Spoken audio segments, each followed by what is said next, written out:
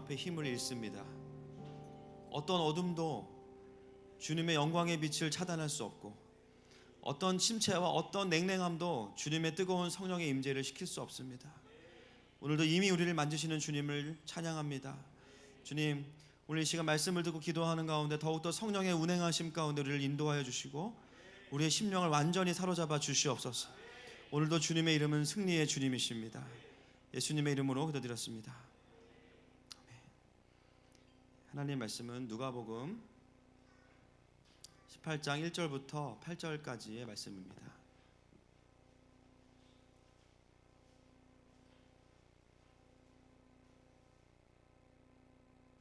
누가복음 18장 1절부터 8절까지 말씀 함께 보시겠습니다. 교독하겠습니다. 제가 먼저 읽겠습니다. 예수께서 그들에게 항상 기도하고 낙심하지 말아야 할 것을 비유로 말씀하여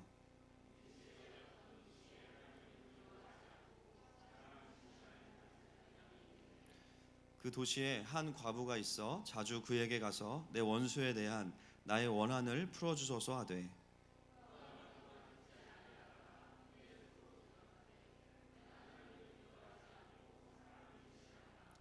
이 과부가 나를 번거롭게 하니 내가 그 원한을 풀어주리라. 그렇지 않으면 늘 와서 나를 괴롭게 하리라 하였느니라.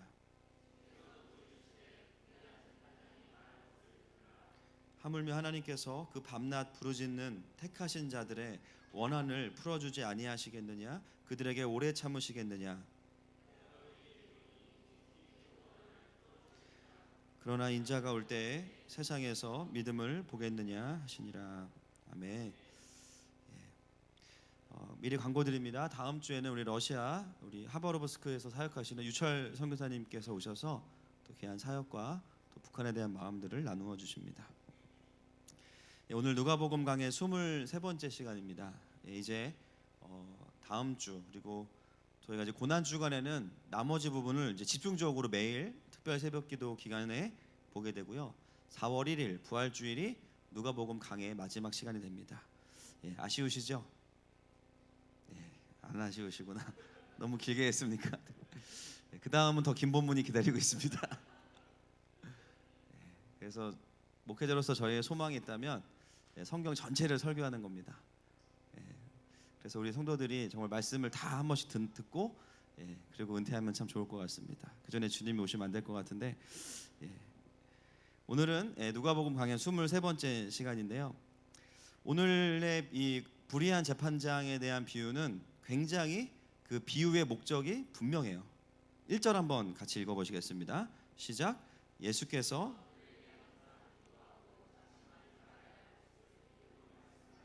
아멘. 이것을 비유로 말씀하시는 이유는 뭐냐면 항상 기도하고 낙심하지 않게 하는 것이 이 비유의 목적이죠. 왜 이렇게 예수님께서 비유를 하실까요?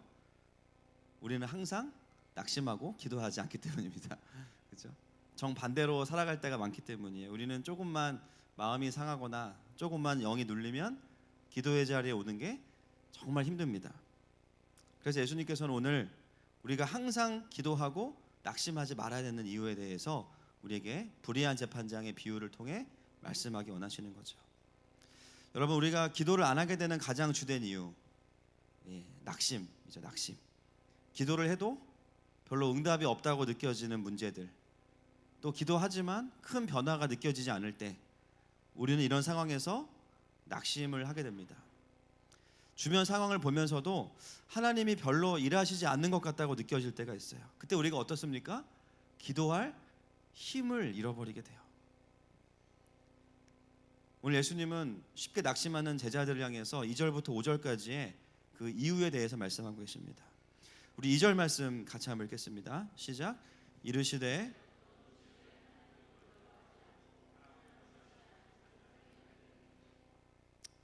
이 본문의 가장 중요한 배경이 되는 말씀이 2절입니다. 한 도시에 재판장이 있습니다. 이 재판장은 어떤 사람이냐면 하나님을 두려워하지 않고 사람을 무시하는 재판장. 좋은 재판장이에요? 나쁜 재판장이에요? 아주 나쁜 놈, 나쁜 놈이라고 아주 나쁜 재판장입니다. 이 사실만으로도 우리가 사실 굉장히 많은 것을 얻을 수 있는 게 뭐냐면요, 이 도시의 특징을 이 재판장을 통해서 확인할 수 있게 돼요. 여러분, 이스라엘은 리더를 세울 때 기준이 굉장히 명확합니다. 출애굽기 18장 21절부터 22절에 보면 처음으로 유대 이스라엘이 이제 리더를 세울 때 하나님께서 기준을 딱 말씀해 주시는데요. 같이 한번 읽어보겠습니다. 시작. 너는 또 온 백성 가운데서 능력 있는 사람들,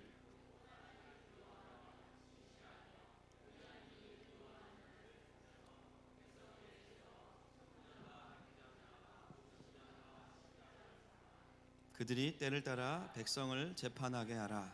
큰 일은 모두 내게 가져갈 것이요 작은 일은 모두 그들이 스스로 재판할 것이니 그래하면 그들이 너와 함께 담당할 것인즉. 아멘.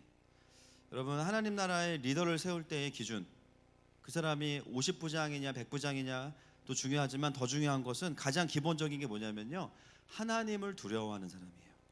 하나님을 두려워하는 사람.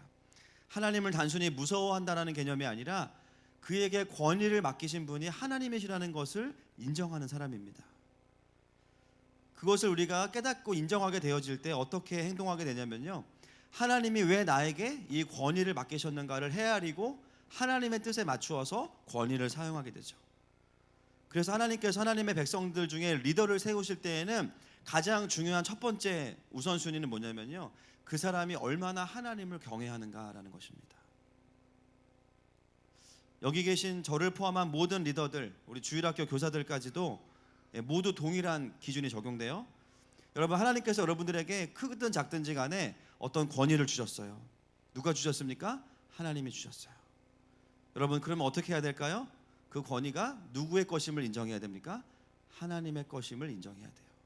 그게 리더들이 가장 먼저 해야 되는 전제입니다. 로마서 13장 1절 말씀 같이 읽겠습니다. 시작. 각 사람은 위에 있는 권세들에게 복종하라. 모든 권세는 다 하나님께서 정하신 바라. 아멘. 여기 보면 독특한 표현, 교회의 직분만이 아니라 모든 권세. 여러분, 지나가다가 통장님 보시면 인사하시기를 축복합니다. 우리 윤권사님 보시면 인사하셔야 돼요. 모든 권세가 다 하나님으로부터 주어진 것입니다. 아멘이십니까? 굉장히 중요한 거죠. 그 권위를 받은 사람들이 하나님을 두려워하지 않고 권위를 함부로 사용하게 되어지면 어떻게 될까요? 어느 순간 하나님께서 그 권위를 가져가시는 거예요. 여러분, 나에게 맡겨진 권위를 먼저 하나님의 주권 아래에서 건강하게 쓸 수 있기를 축복합니다. 이게 첫 번째 하나님 나라의 리더입니다. 두 번째는 뭐냐면요, 진실하고 불의한 이익을 탐하지 않는 자. 여러분, 리더가 진실하지 않고 불의한 이익을 탐하게 되면 어떤 일이 벌어질까요? 그 조직은 병들 수밖에 없습니다. 사람을 살리는 판단이 아니라 자기에게 이익이 되는 판단을 해버리기 때문에 그 조직은 병들 수밖에 없어요. 그런데 놀라운 것은 뭐냐면 오늘 이 비유에 등장하는 재판장의 특징, 성경이 말하는 기준과 완전히 반대되는 사람이에요. 하나님을 두려워하지 않고 사람을 존중하지 않는 리더가 오늘 본문에 등장합니다. 여러분, 이 도시는 어떤 도시입니까? 그런 불의한 사람에게 권위를 주는 도시예요. 그러면 도시와 이 재판장은 똑같은 거예요, 안 똑같은 거예요? 똑같은 거예요. 하나님을 두려워하지 않고 사람을 존중하지 않는 재판장을 그대로 권세를 주고 그가 일할 수 있도록 마음껏 방치하는 도시는 이 재판장과 똑같은 것이죠.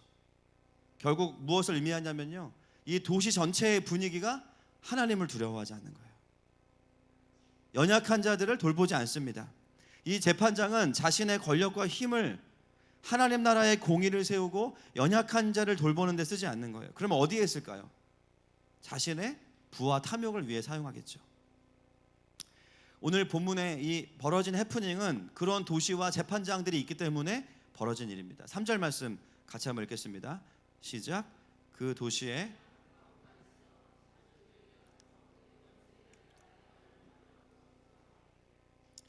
누가는 굉장히 정확하게 지적하고 있어요. 그 도시에 과부가 있는데 그 과부에게 어떤 일이 벌어졌냐면요, 억울하고 원통한 일이 생겼습니다. 여러분, 이 도시에 이 과부와 같은 경우가 이 사람 한 사람만 있을까요? 수많은 사람들이 이런 일을 당하고 있는 거예요. 리더라고 세워진 재판장과 리더십들이 전부 다 연약한 자들을 돌보지 않고 착취하고 자신들의 주어진 권위를 함부로 쓰기 시작하면서 이 과부와 같은 수많은 자들이 원한을 가지고 마음이 상한 채로 지내게 되어지는 것이죠.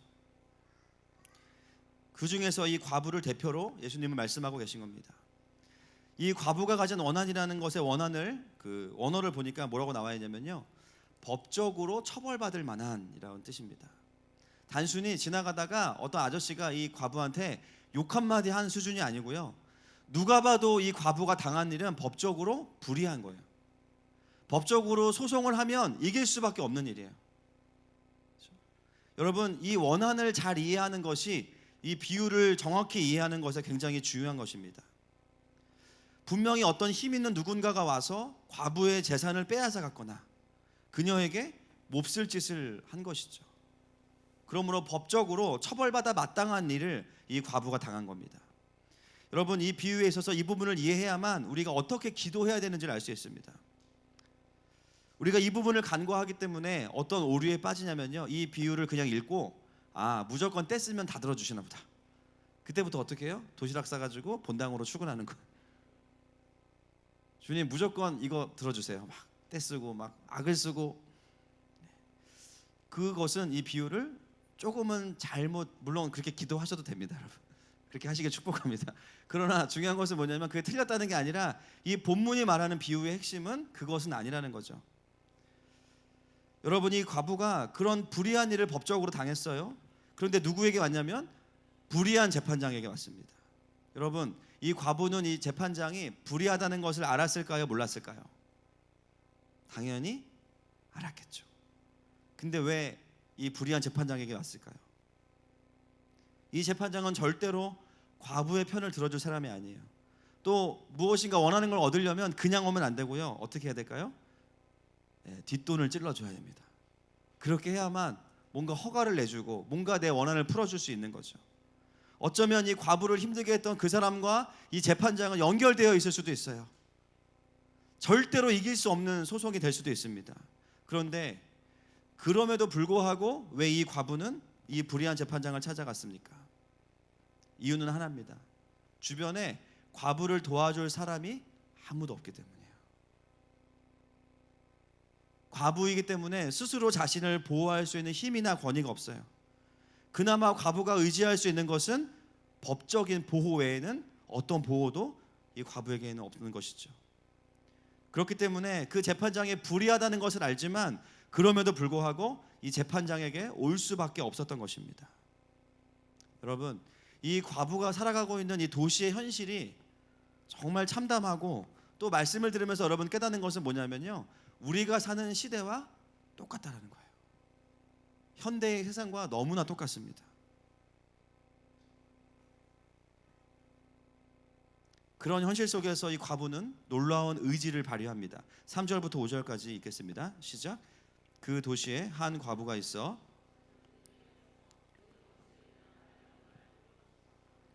그가 얼마 동안 듣지 아니하다가 후에 속으로 생각하되 내가 하나님을 두려워하지 않고 사람을 무시하나 이 과부가 나를 번거롭게 하니 내가 그 원한을 풀어주리라. 그렇지 않으면 늘 와서 부탁을 여기까지입니다. 재판장이 불의한 재판장은 그냥 와서는 이 원한을 풀어줄 수 없는 사람이에요. 그런데요, 이 과부가 얼마나 이 불의한 재판장을 찾아갔냐면 원어에 보면요, 자주 찾아갔다 이렇게 번역되어 있지만 원어에 보면 될 때까지 계속해서 찾아갔다 이런 뜻을 가지고 있습니다. 자주 정도가 아니고요, 계속적으로 지속적으로 찾아갔다는 거예요. 재판장이 아침에 출근하려고 딱 사무실에 가면 입구에서 누가 신문을 미리 받아가지고 딱 전달해줘요. 고맙죠. 누굽니까? 과부예요. 깜짝 놀랍니다. 그리고 또 자기의 원한을 풀어달라고 이야기합니다. 그러나 그것을 그냥 듣고 무시하고 들어가요. 사람을 무시하는 불의한 재판장이니까. 점심 먹으려고 나오는데 누가 문 앞에 서 있어요. 누굽니까? 과부가 서 있는 거예요. 저녁에 야근하고 퇴근하는데 누가 또 문 앞에 서 있어요. 비가 오는데 우산 들고 서 있어요. 누굽니까? 과부 얼마나 무서워요. 밤에 서 있으면. 아무리 구박하고 윽박을 지르고 나는 너의 원한을 풀어줄 수 없다고 말을 해도 이 과부는 그것을 전혀 개의치 않고 오히려 거절하면 거절할수록 계속해서 불의한 재판장 앞에 나옵니다.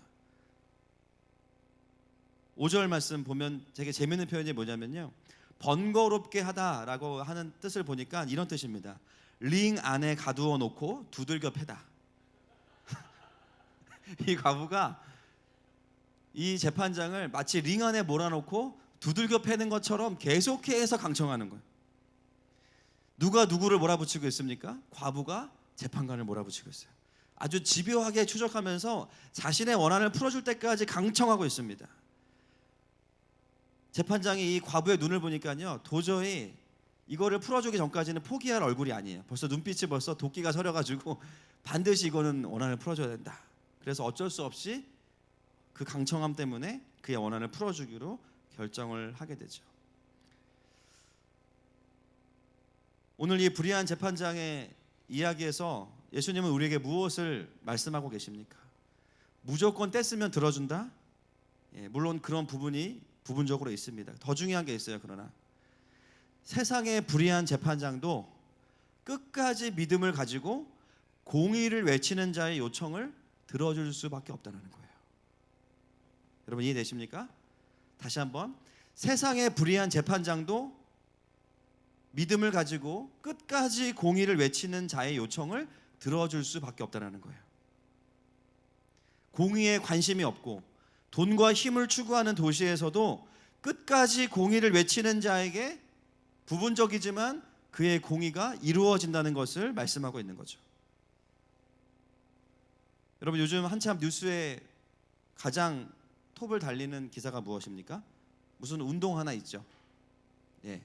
우리는 하나나라 운동인데 여기는 미투 운동이. 그렇게 유쾌하지 않은 이야기죠. 영국 영화계에서 시작된 운동입니다. 권력을 가진 리더가 힘없는 여성의 멤버들을 유린한 일들이 전 사회적으로 드러나고 있습니다. 정치 영역까지 확산되어서 유력한 대선 후보도 지금 그것으로 인해 사퇴하고 굉장히 힘든 시간들을 사회가 보내고 있습니다. 여러분 이 현상을 보면서 깨닫는 것은 뭐냐면요, 정확하게 이 비유가 성취되어져 있다는 것이죠. 그 피해 여성 중에 한 여인은 자신이 당한 일을 여기저기 이야기하고 도움을 요청했어요. 그런데 돌아오는 이야기들은 무엇입니까? 너가 참아라 라는 거였어요. 왜냐하면 그들이 싸워야 되는 권력자는 그 분야에서 독보적인 리더들이기 때문입니다. 그를 맞서게 되면요, 이 여성만 못 지키는 게 아니라 나까지도 같이 자리를 잃어버리기 때문에 누구도 그 사람에게 맞서지 않는 거죠. 그래서 이 여성은 도움을 요청했다가 더 큰 상처를 받게 됩니다. 여러분 이 여인들이 마치 본문에 등장하는 원한을 가진 과부와 같고요. 똑같습니다. 평생 그 원한을 풀 수 없을 거라고 생각했어요. 이 세상에 힘과 권력을 가진 자들이 이 세상을 주도하고 있다고 생각했습니다. 그런데 놀라운 것은 뭐냐면 어느 순간 그들이 포기하지 않았을 때 그 모든 어두움들이 드러나 버렸습니다. 죄값을 치를 수 없을 거라고 생각했던 자들이 그 죄값을 치르게 되었죠. 그 권자에서 내려오게 되었습니다. 여러분 무엇을 깨달으십니까? 불의한 세상 속에서도 하나님의 정의가 여전히 살아있음을 우리는 확인하고 있는 것이죠. 여러분 지금 예수님은 이것을 말씀하고 계신 거예요. 그 다음 말씀 한번 읽겠습니다. 7절 말씀 시작.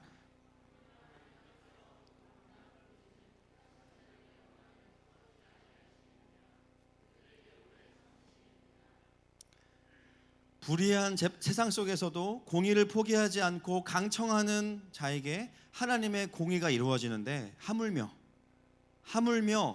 하나님이 택하신 자들이 밤낮 하나님의 나라를 부르짖을 때 하나님께서 그 원한을 풀어주시지 않겠느냐라고 말씀하시는 거죠. 여러분 우리가 낙심하지 않고 기도해야 되는 이유가 여기에 있습니다. 단순히 내 필요한 거 달라고 떼쓰는 것이 아니라 우리가 구해야 될 게 무엇일까요? 하나님의 나라와 그분의 의를 포기하지 않고 구하는 것입니다. 할렐루야. 물론 그 속 안에는 하나님의 나라가 보이지 않음으로 인해서 오는 상한 마음과 어려움들이 있어요. 그리고 불의한 현실 속에서 하나님의 나라는 너무나 먼 이야기 같습니다. 저 하늘에 떠 있는 이야기 같아요. 놀라운 것은 뭐냐면 그럼에도 불구하고 그러한 현실 속에서도 하나님의 나라와 공의를 포기하지 않고 부르짖는 자들에게는 하나님께서 그대로 행하신다는 것이죠. 아멘이십니까? 여러분, 하나님의 나라를 구하는 기도는 반드시 응답이 있습니다. 반드시 응답이 있습니다. 그러므로 예수님은 낙심하지 말라고 말씀하시는 거예요. 오히려 예수님의 걱정은 어디에 있으신가? 8절 말씀 같이 읽겠습니다. 시작. 내가 너희에게 이르노니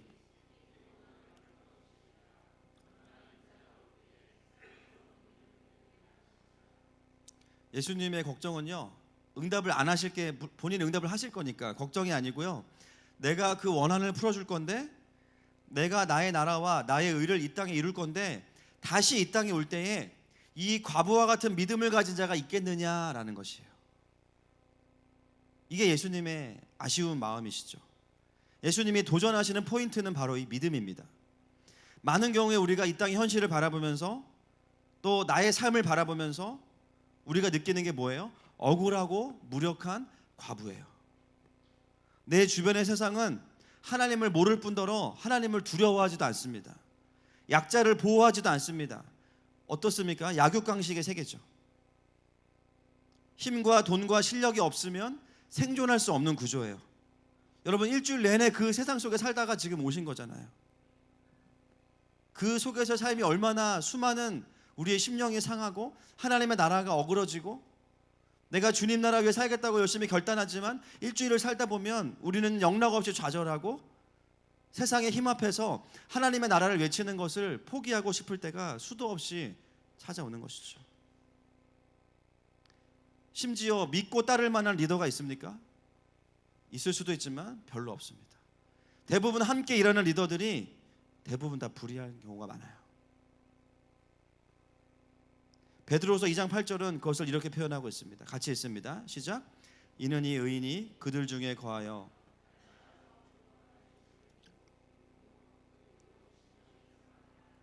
누구 이야기입니까? 롯의 이야기죠. 소돔과 고모라에 살던 롯이 그의 의로운 심령이 상했다라고 나와요. 왜요? 그 도시에는 하나님을 두려워하는 사람도 없고 모든 사람이 탐욕과 쾌락과 돈을 추구하는 도시에 살면서 아브라함과 함께 영적인 유산을 받았던 롯이 그 도시에 살면서 그의 의로운 심령이 상해버렸다는 거예요. 단순히 감정이 상한 것이 아닙니다. 하나님의 나라와 그분의 공의가 세워져 있지 않은 상태로 그대로 진행되는 도시를 보면서 그의 의로운 심령이 상해버린 거죠. 그게 무엇입니까? 하나님께서 원하시는 모습은 이건데 현실의 모습은 전혀 그렇지 않은 거예요. 그런 모습을 볼 때마다 믿음으로 반응하지 않게 되면 어떻게 되는지 아십니까? 의로운 심령이 상하는 거예요. 그 영역에 있어서 믿음을 발휘하지 못하는 거죠. 그럴 때 우리가 할 수 있는 반응이 바로 낙심입니다. 왜 예수님은 당장 들어주실 것도 아니면서 계속해서 하나님의 나라와 그분의 의를 부르짖고 선포하라고 우리에게 도전하실까요? 왜 그것을 계속해서 강청하라고 우리에게 말씀하실까요? 왜 그것을 포기하지 말라고 말씀하실까요? 내가 원하는 때는 아니지만 반드시 들어주시기 때문입니다. 이게 첫 번째 이유예요. 그리고 두 번째는 뭐냐면 주님은 불의한 재판장이 아니고 의로운 재판장이십니다. 그 말은 뭐예요? 하나님께서 우리의 불의함을, 우리의 원한을 다 알고 계신다라는 것이죠. 그렇다면 우리는 그분 앞에 어떤 믿음으로 나아가야 되는가? 하나님께서 반드시 들으시고 내가 당하는 불의함을 풀어주신다는 것을 믿는 상태로 나가야 됩니다. 그것을 믿고 소망하는 상태로 하나님 앞에 머물러 있어야 됩니다. 이게 굉장히 어려운 일이에요. 강청한다는 것은 계속해서 부르짖고 기도하라는 것도 있지만 더 중요한 것은 내 마음 가운데 낙심의 자리에 낙심을 철회하고 다시 믿음을 심으라는 것이죠. 그 상태로 계속해서 주님께 맡겨진 상태로 그 문제가 주님을 바라보게 하라고 말씀하고 있는 것입니다. 여러분, 때로 우리의 기도의 응답이 늦어질 때가 있습니다. 이유는 몰라요, 저도. 그러나 우리가 깨닫는 것은 무엇이죠? 늦어지는 것도 하나님의 선하심이에요. 여러분, 아멘이십니까? 더뎌지는 것도 하나님의 선하심이에요. 어떤 문제는 정말 빨리 해결하셔가지고 막 생각만 했는데 막 이루시는 일들이 있어요. 그것도 하나님의 일하심과 영광을 드러냅니다. 그러나 어떤 때는 생각보다 너무 오래 걸리는 일들이 있어요. 중요한 것은 하나님이 여전히 하고 계신다는 것이죠. 언제까지 그러면 우리가 그걸 보고 믿고만 있어야 됩니까? 8절 말씀 보셨잖아요. 주님이 오실 때까지라도 믿고 있으라고 이야기하시는 거예요. 기다림의 끝판왕, 주님이 오실 때까지. 주님이 완전 우리를 죽여버리시는 거예요. 주님 내년쯤이면 응답하시겠죠. 이렇게 기도했더니 내가 올 때까지라도 안 들어줘도 너는 믿고 기다려라. 기다림의 끝판왕을 말씀하시죠. 설령 그 일이 아주 오랫동안 되어지지 않고 기다리다가 내가 재림할 때까지라도 그 부분에 있어서 낙심을 선택하지 않고 믿음으로 내 앞에서 강청하는 사람의 믿음을 내가 볼 수 있겠느냐. 그게 이 비유의 핵심이죠. 여러분, 우리가 하나님께, 이 표현이 좀 그렇지만 삐지는 이유가 뭡니까? 우리 한번 가슴을 열고 얘기해 봅시다. 여러분, 왜 삐지세요 하나님한테? 마이크를 좀 회중석에 돌려야 될 것 같아요. 한 명씩. 여러분, 왜 주님께 삐지세요? 물론 안 삐지시는 분도 있어요. 그런데 신앙생활 하다 보니까요, 삐져 계신 분들이 상당수가 계세요. 여러분, 우리가 왜 삐질까요? 내가 구하는 게 틀린 게 아니기 때문이에요. 뭐 대단한 욕심 가지고 기도하는 거 아니기 때문이에요. 때로는 정말 하나님의 나라를 기도함에도 불구하고 하나님이 응답하시지 않을 때 우리는 삐지죠. 우리 남편, 우리 부모님, 내 자녀들 예수님 믿게 해달라고 하는 게 세상 욕심입니까 여러분? 아니잖아요. 하나님이 해주셔야 되는 거 아닙니까? 가족들이 구원받고 함께 예배하고 하나님 말씀대로 살고 싶다는데 그것만큼 하나님을 기쁘시게 하는 게 어디 있어요? 내가 세상에 부귀영화를 구한 것도 아니잖아요. 그냥 우리 식구가 온전히 예배하고 싶다고 기도하는데 다른 가족들은 쉽게 그게 되는 것 같아요. 근데 왜 우리 집에 하나님 어디 계시냐는 거예요. 지금 내 삶의 가장 고통스러운 문제는 돌아보면 우리의 가족들이 하나님을 모르기 때문에 생겨나는 문제거든요. 그러면 빨리 구원해 주셔서 우리가 주님을 섬기게 해주셔야죠. 기도를 하면 할수록 오히려 우리의 가정은 점점 더 세상의 어두움에 휩쓸려 가는 것 같아요. 보고 있으면요, 낙심스러운 거예요. 답답해요. 여러분, 회사는 어떻습니까? 부정부패가 심합니다. 그래서 그 부정부패에 동참하는 게 너무 어려워요. 나는 하나님의 자녀니까. 주님, 빨리 이 회사를 한 번만 신방해 주십시오. 빨리 주님이 한 번만 손을 뻗으시면 다 정리하실 수 있잖아요. 모든 게 투명한 회사가 되게 해주십시오. 얼마나 건강한 기도예요. 그런데 응답이 빨리 일어납니까? 오히려 더 부정부패가 심해질 때가 있고요. 내가 왜 기도했나 싶을 정도로 상황이 악화될 때가 있어요. 나라와 민족과 교회를 위한 기도 어떻습니까? 하나님, 한국의 교회들이 깨어나게 해주십시오. 우리가 늘 기도하는 거죠. 열심히 기도하고 집에 가서 딱 뉴스 틀었는데 어떤 교회 스캔들 터지고. 우리가 이 나라가 하나님의 통치를 받게 해달라고 얼마나 많이 기도하고 있습니까? 그런데 현실을 보면 어려운 일들 투성이가 여전히 진행되고 있습니다. 정말 한국 교회가 다시 이전처럼 뜨겁게 부흥할 수 있을까? 현실을 돌아보면 낙심이 돼요. 또 삐지고. 다른 사람은 아픈데도 잘도 회복시켜 주시면서 나는 왜 이렇게 아파야 됩니까? 기도를 해도 병원을 가도 회복이 안 돼. 내가 건강해지면 뭐 하겠어요? 주님 섬기겠죠. 왜 내 기도는 안 들어주십니까? 육신의 질병만 그렇나요? 우리의 내면. 주님, 이 내면의 상처와 분노가 저의 인생의 가장 큰 가시예요. 주님, 좀 빨리 고쳐주시면 안 됩니까? 주님이 고쳐주셔서 건강한 사람으로 주님의 일을 하고 싶습니다. 제 내면이 이래서는 아무것도 할 수 없습니다.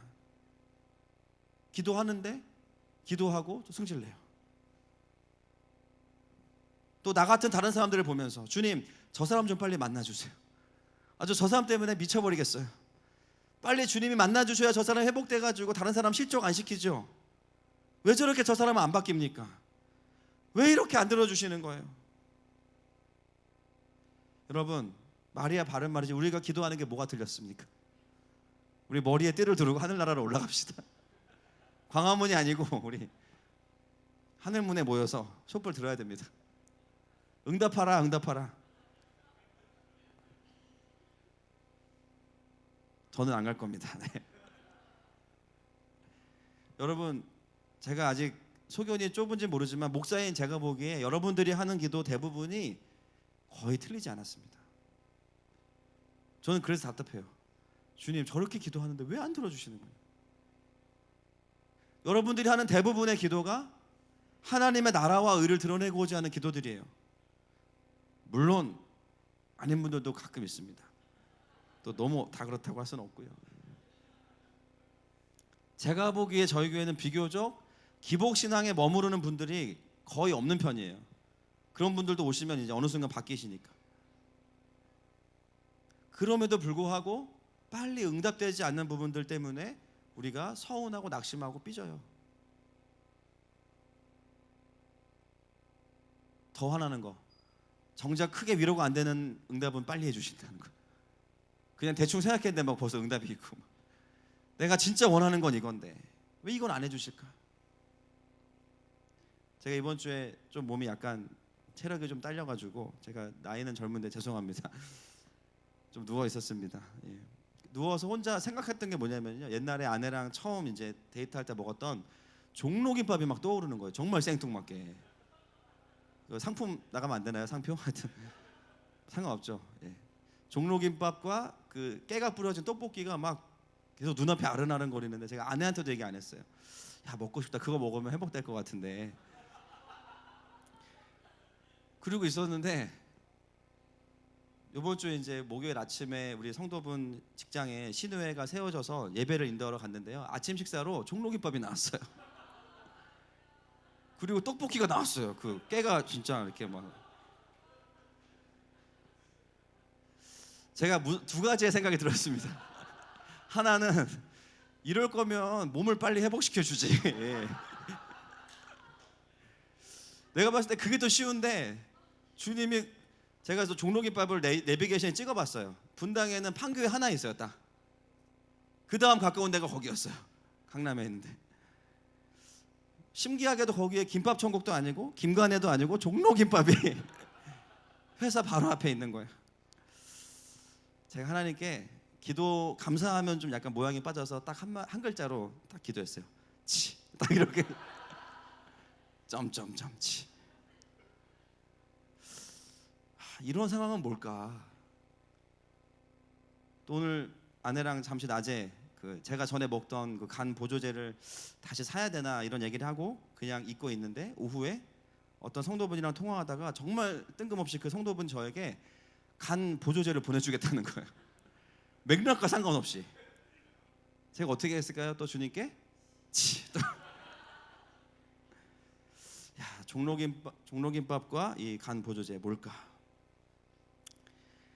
제가 건강이 안 좋으면은 오히려 안 좋은 거 아닐까? 그리고 오히려 이게 더 들어주셔야 되는 게 아닐까 생각했는데, 모르겠어요. 기도하는데 전보다는 회복이 빠르지만 바로 좋아지는 것 같지는 않습니다. 어쩌면 이것도 하나님의 선하신 뜻이 있는 거죠.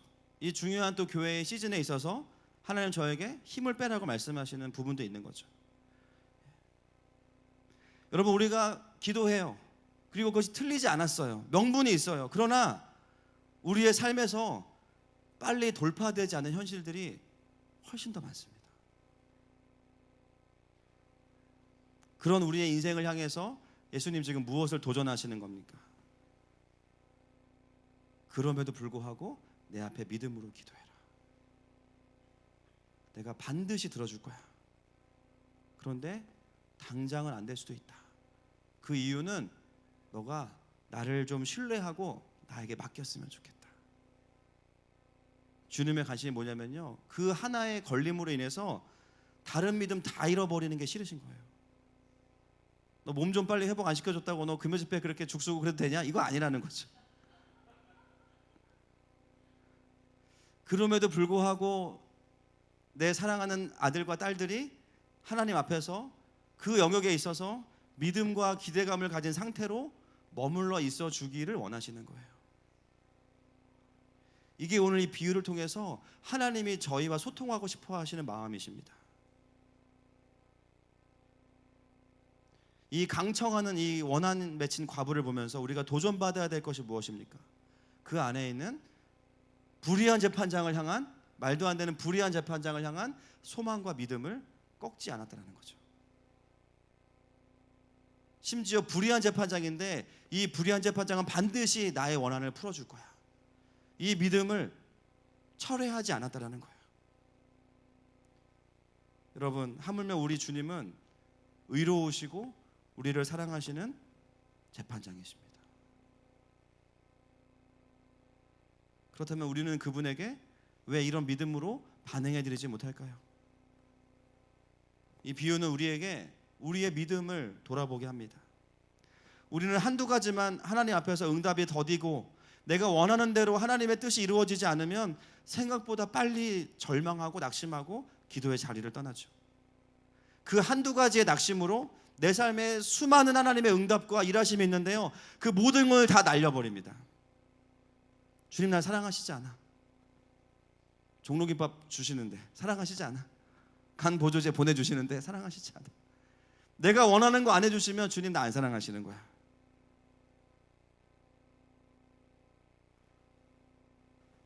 주님은 그것을 우리가 돌파하기 원하시는 거예요.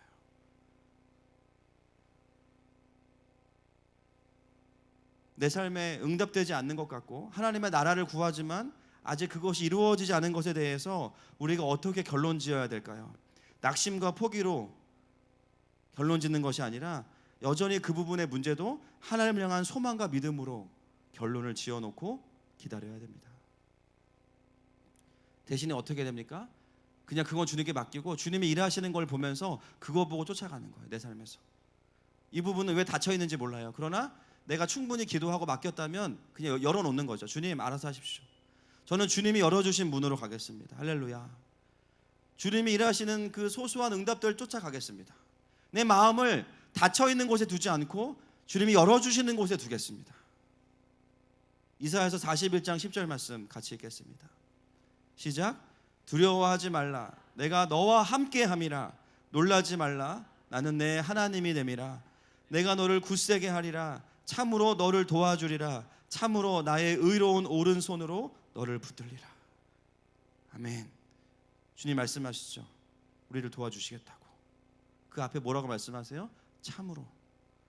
참으로 너를 도와주리라. 참으로 나의 의로운 오른손으로 너를 붙들리라. 주님 우리에게 여전히 말씀하고 계십니다. 여러분, 오늘 우리가 가장 많이 무너지고 가장 많이 낙심하는 그 부분에 대해서 주님이 한 번 더 우리에게 단도리를 하기 원하십니다. 여러분, 그 부분에 있어서 우리가 마음에 무장을 해야 돼요. 어쩌면 주님 오실 때까지 안 될 수도 있어요. 낙심은 오늘까지 다 하세요. 이제 어휴, 나갈 때는 이제는 소망을 갖고 나갑시다. 할렐루야. 그래도 믿기로 결정하는 거예요. 그래도 하나님께 맡기는 거예요. 진짜로 내가 올 때까지 안 들어줄게 그 말씀하시는 게 아니고 내가 올 때까지 안 될지라도 네가 그 부분을 나에게 믿음으로 열어놓기를 원한다. 그것을 원하시는 거죠. 신앙이 성숙해져야 되는 분들의 특징은 하나 시험 들면 다 싫어. 이게 이제 성숙해져야 되는 분들이에요. 신앙이 성숙한 분들의 특징, 성숙해져 가는 사람들의 특징, 해결되지 않는 문제들에 대해서 믿음으로 결론 지어놓고 하나님 앞에 믿음으로 반응하는 것입니다. 그 훈련이 우리의 인생 가운데 필요한 것이죠. 여러분 축복합니다. 여러분 하나님께 집중합시다. 하나님이 열어주신 문으로 갑시다. 아멘이십니까? 그것이 주님 말씀하시는 거예요. 여러분 사도 바울이 저희보다 더 심해요. 자신의 육체의 가시 때문에 3번 목숨 걸고 금식기도 하죠. 여러분 목숨 걸고 금식기도 해보신 분 계세요? 금식 말만 들으면 목숨이 없어지는 것 같죠? 여러분 우리가 바울 형님을 잘 압니다. 그분은 웬만하면 엄살 안 부리는 형님이세요. 웬만하면 뭐 죽기 직전까지 맞아도 어떻게 돼? 툴툴 털고 일어나서 다시 그 성에 들어가서 복음 전하는 양반이에요. 악질 중에 악질인 분입니다. 근데 이 형님이 3번 목숨 걸고 기도한 게 뭐예요? 간질인지 안질인지 모르겠지만 자신의 육체의 가시를 놓고 기도해요. 왜냐하면 설교하다가 갑자기 간질이 도지면 어떻게 돼요? 다 시험 들잖아요. 그게 눈병이어도 성경이 안 보이잖아요. 설교하는데 방해가 되죠. 똑같은 원고를 계속 읽고 있단 말이에요. 그러면 이게 방해가 된단 말이에요. 오죽하면 바울이 그걸 가지고 주님 앞에 3번 기도했겠어요. 그 3번은 그냥 3번 기도한 게 아니고 목숨 걸고 기도한 거예요. 주님, 저를 쓰시려거든 이 문제 해결해 주십시오. 이방인을 향한 사도로 쓰시려면 이 문제 가져가 주세요. 제 몸을 좀 고쳐주세요. 그 기도 잘못된 기도예요? 아니죠. 근데 주님 뭐라고 말씀하십니까? 고린도후서 12장 8절 9절 있습니다. 시작.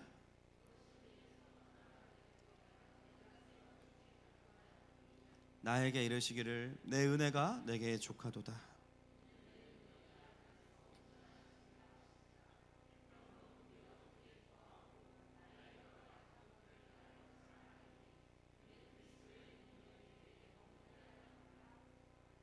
아멘. 바울은 그 상황에서 주님이 나를 안 고쳐주셨으니까 난 이제 사역 안 해야지, 나는 이제 텐트 회사 차려서 돈이나 벌어야지, 이렇게 반응하지 않았습니다. 뭐라고 반응했냐면 오히려 이 약함이 그리스도의 능력이 머무는 통로라고 고백합니다. 어떤 분은 여러분들에게 공격할 수 있어요. 너 그렇게 기도 많이 하고 그렇게 신앙생활 열심히 하는데 너 그 부분은 왜 그래? 맞아, 더디어. 그런데 그렇기 때문에 나는 주님이 필요해. 그 부분이 나에게 주님을 더 경험하는 통로야. 그렇기 때문에 주님의 은혜가 나에게 임하는 거야. 나는 강함으로 쓰임받는 것도 있지만 약하기 때문에 주님이 나를 쓰셔. 그게 나의 면류관이야. 그게 나에게 진짜 축복이야. 나는 그래서 낙심하지 않고 사명을 쫓아서 또 달려갈 거야.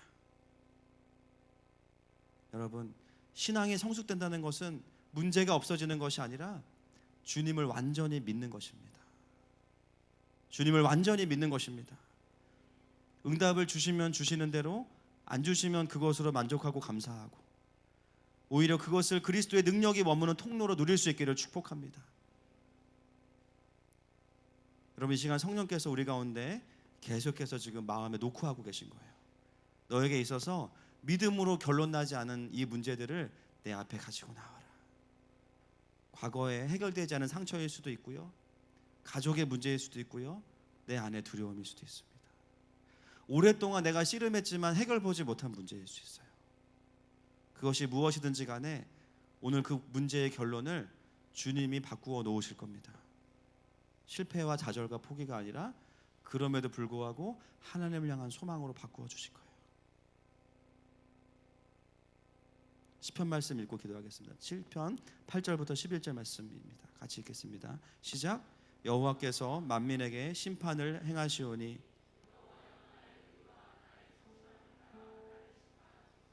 악인의 악을 끊고 의인을 세우소서. 의로우신 하나님이 사람의 마음과 양심을 감찰하시나이다.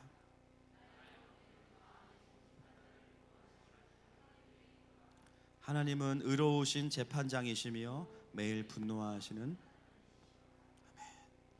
여러분, 이 하나님을 믿으십니까? 믿는 자들에게는 돌파가 있을 것입니다. 시간에 함께 기도하면서 주님 앞에 나아가십시다.